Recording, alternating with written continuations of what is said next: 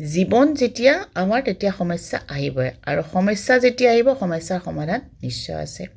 গতিকে আমাৰ জীৱনৰ যেতিয়া আমি সমস্যা আহিব তেতিয়া আমি কি কৰিব লাগিব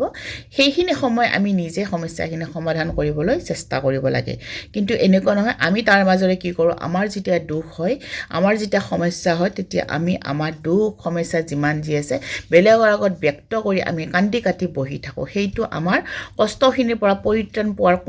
কোনো উপায় নহয় সেইখিনি আমাৰ সময় নষ্ট হ'ব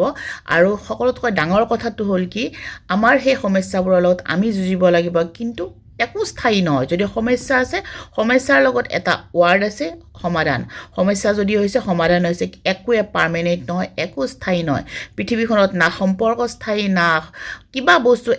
কোনো এটাই স্থায়ী নহয় nothing is permanent in this world একো বস্তু স্থায়ী নহয় গতিকে আমি আমাৰ সমস্যাৰ লগত নিজেই যুঁজিব লাগিব আৰু সকলোতকৈ ডাঙৰ কথা হয় বহুতে কয় মানুহে কয় কি নকয় সেইটো বেলেগ কথা কিন্তু মানুহে কি ক'ব মানুহে কি কৈছে মানুহক কম মানুহৰ কথা বাদ দিয়ক প্ৰথম কথা আপুনি আপোনাৰ কাম কৰক আপোনাৰ সমস্যা আছে আপুনি নিজে সমাধান কৰক আপোনাৰ